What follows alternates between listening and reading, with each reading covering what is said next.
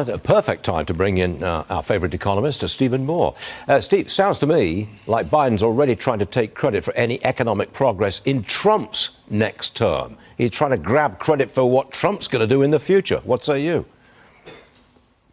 Well, Stuart, I just can't stop smiling because this is an amazing story. $100 billion of new investment in the United States. I think you said 100,000 jobs. Yep. Oh, my God, we've been waiting for this for a long time, haven't we? And in fact, under Biden, we've seen a lot of disinvestment in the United States and factories and businesses moving out. They're moving back in right now. And Trump isn't even president yet. That's the most amazing thing. You know, he doesn't actually take office. He doesn't move into the Oval Office for another month. But doesn't it seem like, Stuart, he's almost like the acting president right now in terms of the way he's conducting himself and the way all the foreign leaders are coming to meet with him. So it's exciting. And by the way, you guys put it very well. This didn't happen by accident. It's the lower energy costs. It's the lower tax rates. It's the deregulation of the economy. All of these things paint a very rosy scenario. But no, the economy today is not good. I mean, as you said, the average inflation of goods and services is up 21%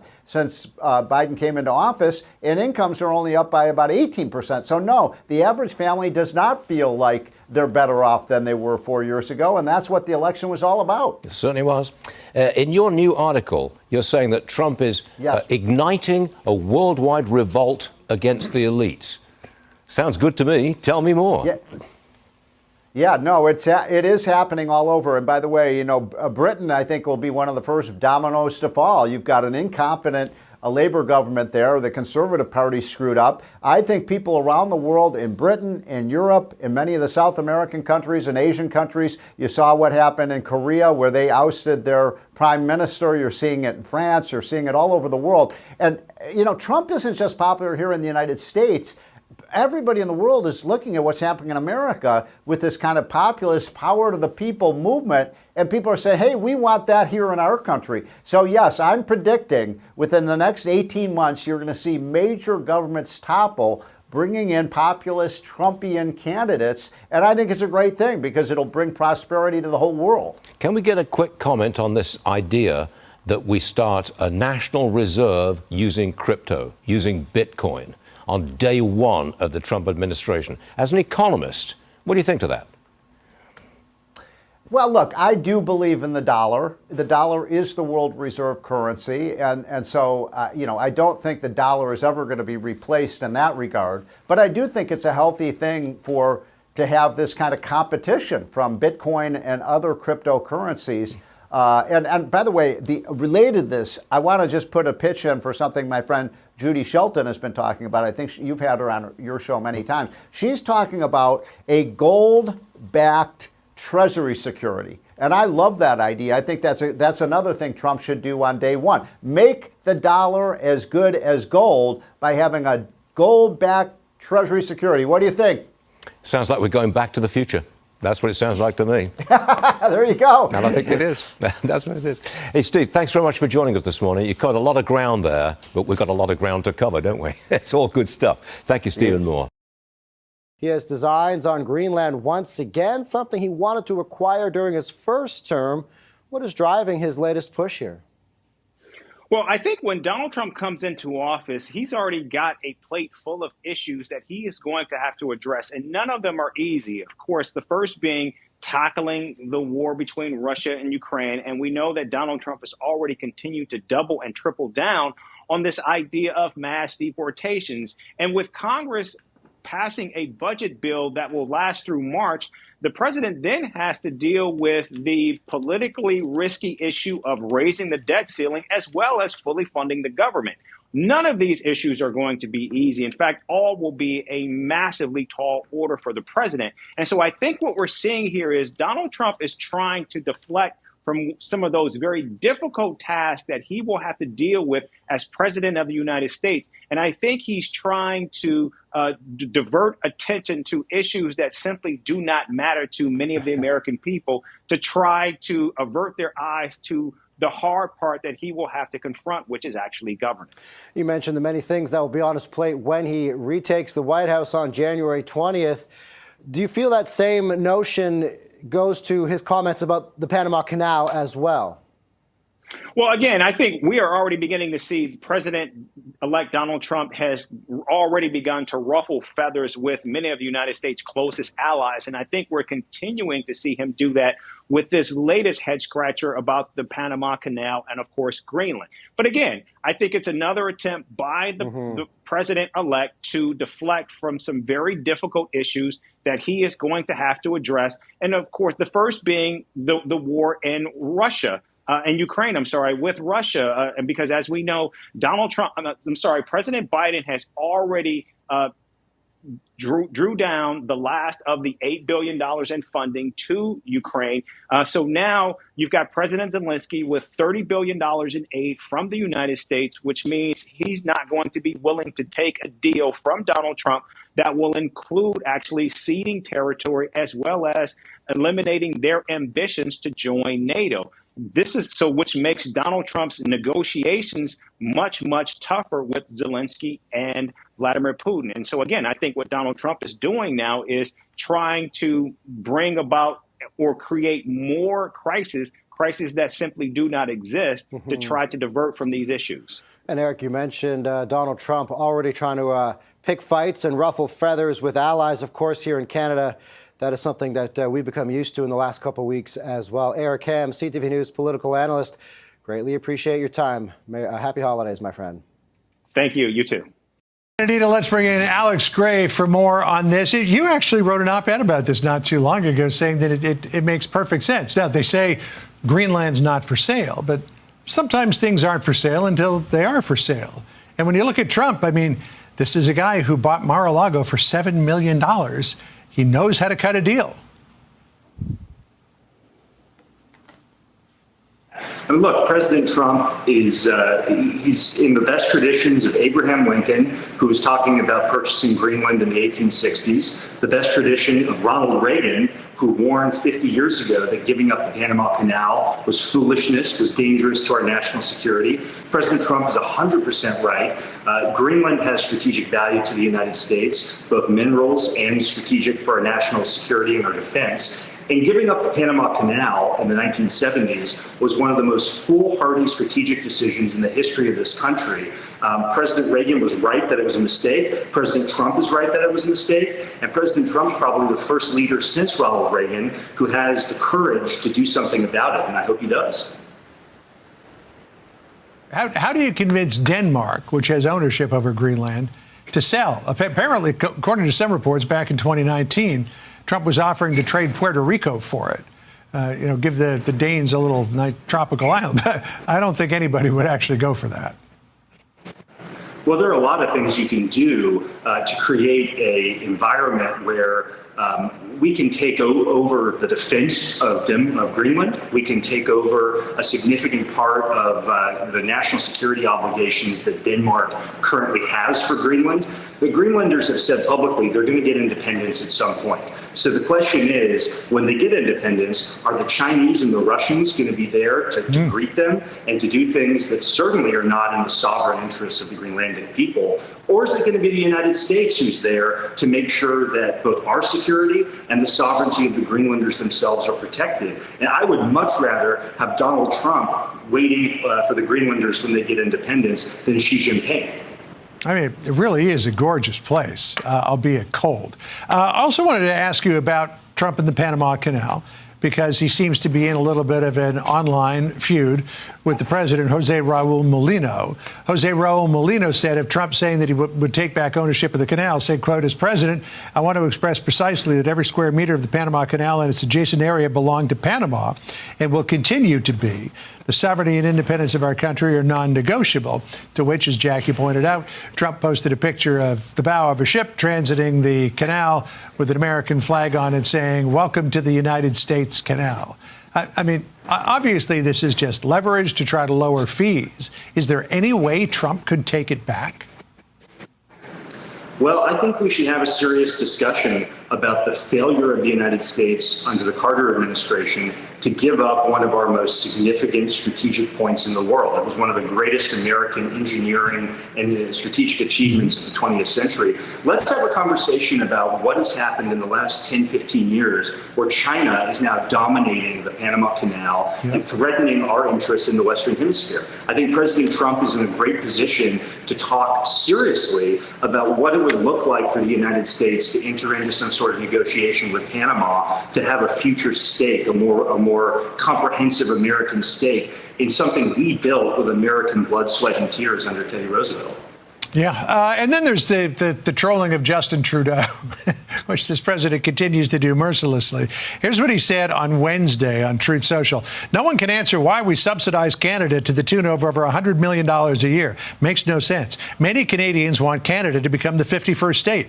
They would save massively on taxes and military protection. I think it's a great idea.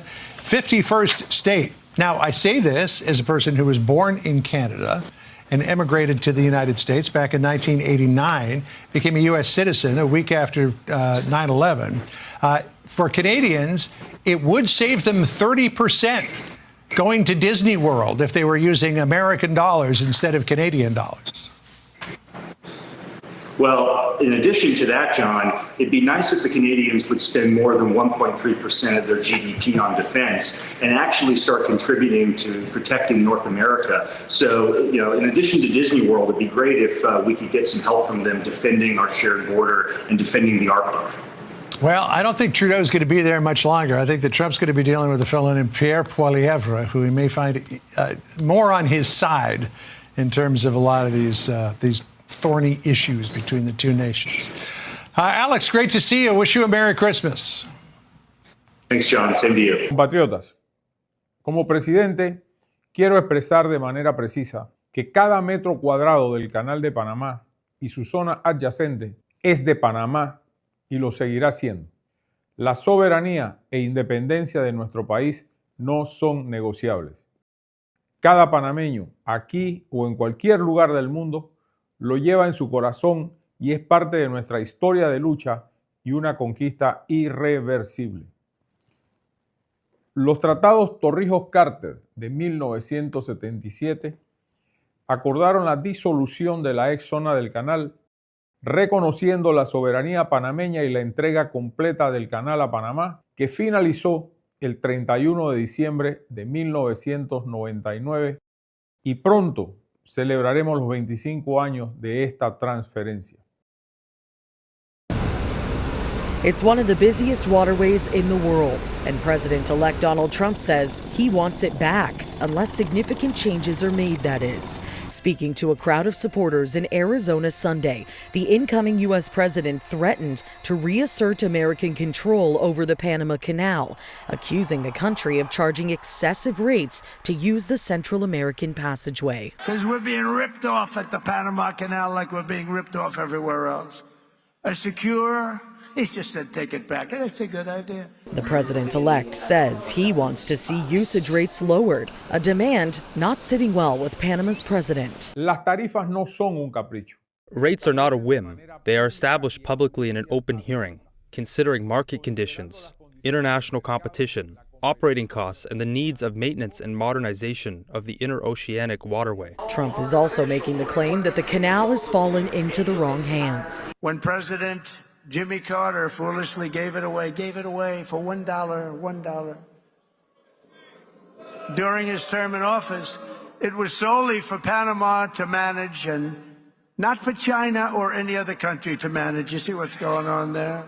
China. That statement also rubbing the Central American president the wrong way. El canal no tiene control. The canal is not controlled directly or indirectly by China, the European community, the United States, or any other power. As a Panamanian, I reject any statement that misrepresents this reality. He adds that although he hopes to have a respectful relationship with the Trump administration, Panama will remain in control of the interoceanic passageway. Quiero expresar de manera precisa. I want to express that every square meter of the Panama Canal and its adjacent areas belong to Panama and will continue to belong to Panama. The sovereignty and independence of our country are not negotiable. Now, the Panama Canal is not the only location the president-elect has his eyes on. In the same speech to supporters, Trump also suggested the U.S. take ownership of Greenland, outraging the territory's prime minister, who took to social media Monday with a statement that reads in part, "Greenland is ours. We are not for sale, and we never will be for sale." During his first term in office, Trump did suggest that the U.S. buy Greenland. The idea was roundly rejected by Denmark, of which Greenland has been a part of for more than 600 years. For City News, I'm Carling Donahue.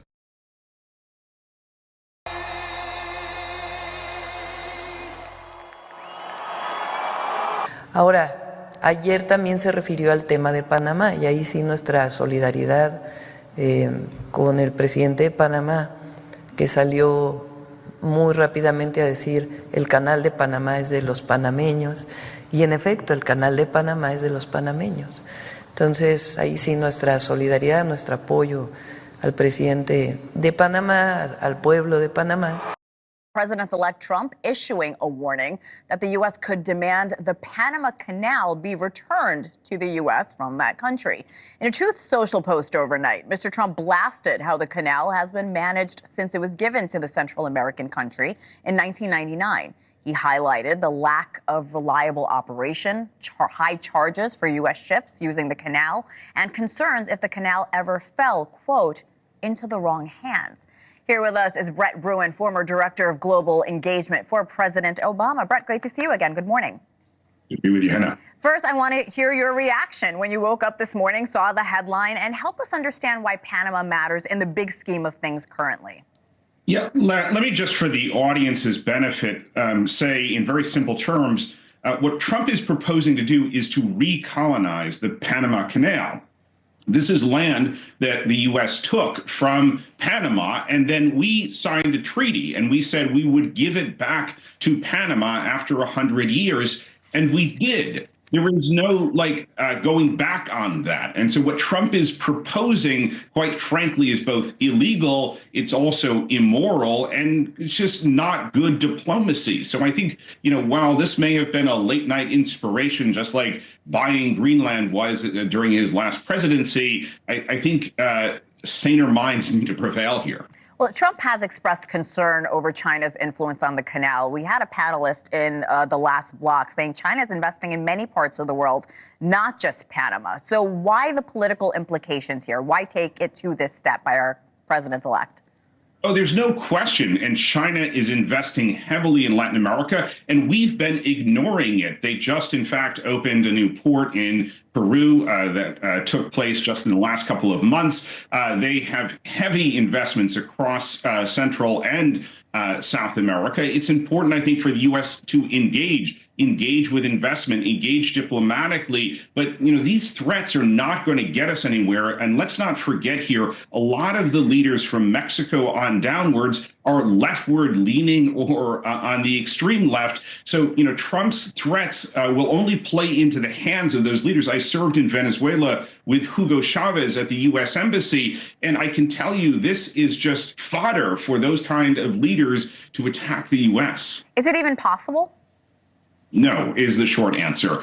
Short of Trump sending the U.S. military in, this is Panamanian property, land, territory. And we've seen, obviously, what's happened in the case of Ukraine. You can't simply retake land, even if you claim to have some historic tie to it, or if you believe that it's poorly being managed. In Trump's case, there are negotiations, and we can certainly engage with the Panamanians and with others to talk about what could be improved on operations or how the U.S. could play a greater role. But we are not back in the 1600s. You cannot simply, decide that some other country's territory will now be yours. I really appreciate the context there. Thank you so much. Let's move on to that U.S. guided cruiser mistakenly shooting down, a F-18 fighter jet with 2 pilots on board over the Red Sea. We should tell our viewers, miraculously, the pilot survived. They ejected from the plane. But talk to us about the significance of this mistake, Brett, and the pressure U.S. forces in this region face from multiple enemies surrounding them. I think the last point is the critical one. There are so many threats, whether it's from the Houthis up on that map there in Yemen, or obviously from Hamas, what remains of Hezbollah, let alone in East Africa. There are lots of extremist groups in Somalia. Sudan now is fighting a civil war. So if you are a Navy sailor traveling through the Red Sea, you obviously are on heightened alert. And, this was clearly some kind of miscommunication. Radar picked something up and was not properly identified. And these things obviously will be studied, lessons will be learned. But I think it does speak to the heightened state of concern that U.S. military forces have in the region. And will continue to have moving forward. Let's bring in O'Leary Ventures chairman, Shark Tank investor Kevin O'Leary. Kevin, don't you love this? I mean, he does start with these totally wild ideas, although when you really think about them, I mean, the Panama Canal Treaty, I remember when it was debated, Ronald Reagan debated with Bill Buckley about it and so forth. It is a contract. And it is a contract that has been broken literally thousands of times by the government of Panama, and China wants to get its greedy hands on it. What do you think the possibility is of Donald Trump coming in and say, hey, look, you guys broke a contract, it's ours? Well, I think we know it's 100% probability that's going to happen, but Trump is a transactional guy. He's a negotiator. I think everybody understands that now, there's no doubt. And he picks his fights one at a time. Last week it was Canada, now it's Panama, and wow, we got Greenland on this list too. So, I mean, look, it's a very interesting way to start governing before you're actually the president. You do it by social media, you wake everybody up, they come flying to Mar-a-Lago. It makes sense to me. I don't see any reason why you can't do it. But the China thing in Panama is an issue, because if that was in any way affected and we didn't get access, that's a money saver for shipping in a very big way. So my guess is an envoy goes down there sometime in February and they start squeezing Panamanian heads to get a new deal. By the way, your microphone is crackling a little. Just give it a little tug or something, just on your microphone. There, I think it's there. Better? I think you got it. The difference between Canada and China is monumental. I mean, Trudeau came into the U.S., bowed at the feet of Donald Trump, and folded like a cheap suit. I don't sense the same kind of reaction coming from Xi. What's going to happen with Xi? They're going to play hardball. It is going to be hardball between the two presidents. We know that Xi wants to become number one by knocking us down, whether it's legally through more trade or illegally through things like fentanyl and everything. He's been trying to do that for years. We know that's his MO. How do you think Trump is going to respond to that? I mean, I suspect it'll be like we saw in the first term, where he comes in strong with these new tariffs, don't you? China's a different issue completely to Canada or any other country. The only way, you've got to remember, since 1999, since they came into the World Trade Organization, they have broken the rules with every country, including the U.S., every year. I'm an individual who does business there. My businesses have been absolutely screwed. I've said it countless times. They don't play by the rules. There's nothing reciprocal in our relations.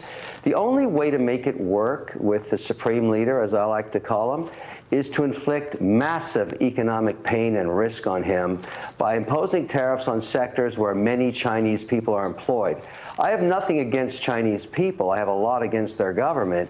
And the only way to put him at risk is to say, look, if you want to mess with the largest economy you trade with, then we're going to force a lot of people that make yoga mats or electronics or whatever else it is to be unemployed in your cities. They'll be rioting in the streets, they won't have any bread, and you will be out of power. That is the only way it's going to work. So very selected, high-impact weaponry, like tariffs, but you've got to be hardcore. He only understands the stick. That's all he understands. Any weakness at all, he plays off, and he has done so for years. Yeah. So I'm hoping this is the administration that fixes the problem. I have really been hurt by China, and there are millions of other businesses in America that are in the same boat I'm in. Absolutely. By the way, you mentioned the World Trade Organization. They still designate China as a developing nation. What that entitles China to are all these sweetheart loans that we partially pay for through the WTO, adding up to billions of extra dollars for the Chinese. Should Trump try to eliminate that designation of developing nation for China? They're not a developing nation. Exactly. They're in an economic war with us and many European countries. That's got to get fixed. All that stuff has to get fixed. 40 years of getting screwed. That's what's happened. And 40 years, by the way, of getting benefits that they don't deserve. And the Euros have gone right in there. And when there's a Democrat in the White House, they go right along. But I think it's going to be different now. Very quickly, the SEC, as we were just talking about in a previous segment, is going to change dramatically under Donald Trump. Paul Atkins is a big free market guy, unlike his predecessor. So what are you expecting in terms of opportunities that we couldn't see in the United States because the SEC played such a tough cop role that we won't see during the Trump administration? What more opportunities will exist? They'll exist because decisions will be made, particularly in the crypto and digital payment systems markets, where we should be leading worldwide and we're falling behind because we can't make up our minds. Listen, Gensler had a point of view that everybody understood. He just litigated his way into the courts on it. We need to get some decisions so that firms like mine can be compliant. We want to play by the rules as we do in every other market, the debt, the equity, the options market. Just tell us what the rules are. Yeah. That's all we need to know. And that once that's put in place, you will see an orderly transition into bringing crypto into the overall economic institutional infrastructure. That's what we want. Good stuff. Kevin, thank you so much for being here. Have a wonderful new year. If I don't see you, appreciate you coming on. As another example of the things we're doing and looking at, it's such a terrible thing is happening. The Panama Canal is considered a vital national asset for the United States of America due to its critical role, American economy, the whole world economy, and also national security. The Panama Canal. Has anyone ever heard of the Panama Canal? Because we're being ripped off at the Panama Canal like we're being ripped off everywhere else. A secure, he just said take it back. That's a good idea. Where do you come from, sir? He doesn't come from Panama. Oh, yeah, good. A secure Panama Canal is crucial for U.S. commerce and rapid deployment of the Navy from the Atlantic all the way to the Pacific. It's an incredible thing, and drastically cut shipping times down to U.S. ports by days and even weeks. The United States is the #1 user of the Panama Canal, with over 72% of all transits heading to or from U.S. ports. Think of that. So we built it. We're the ones that use it. They gave it away. Considered one of the one of the great wonders of the world. The Panama Canal opened for business 110 years ago and was built at huge cost to the United States, and it really is big when you consider the lives and the treasure, the equivalent of $1.2 trillion today. You don't hear those numbers. 38,000 American men, almost all men, they went there to be construction workers and dig. They were diggers, and they were brave. 38,000 men died from infected mosquitoes in the jungles of Panama during the construction period. Think of that. We lost 38,000 men. Teddy Roosevelt was president of the United States at the time of its building and understood the strength of naval power and trade. When President Jimmy Carter foolishly gave it away for $1. During his term in office, it was solely for Panama to manage and not for China or any other country to manage. You see what's going on there? China.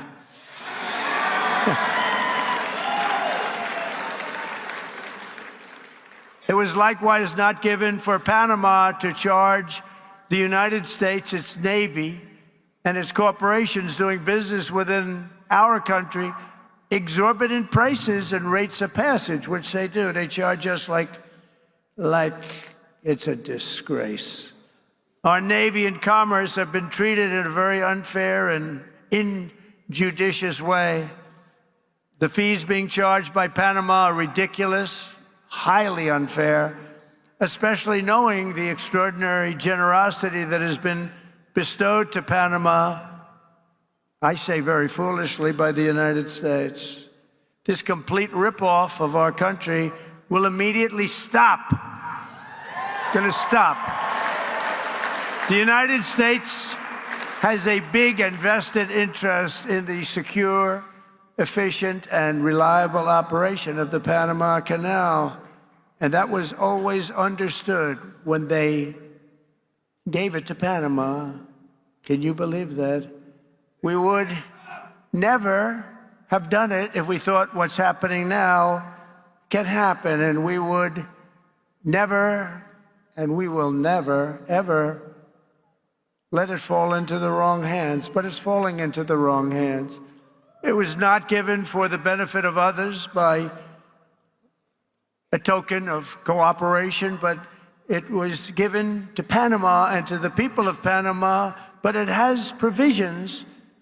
You got to treat us fairly, and they haven't treated us fairly. If the principles, both moral and legal, of this magnanimous gesture of giving are not followed, then we will demand that the Panama Canal be returned to the United States of America in full, quickly, and without question. I'm not going to stand for it. So to the officials of Panama, please be guided accordingly. William McKinley, the 25th President of the United States, was because of the vast sums of money that he brought into our country, the person really who got us the money that President Theodore Roosevelt used to build the Panama Canal and a lot of other things.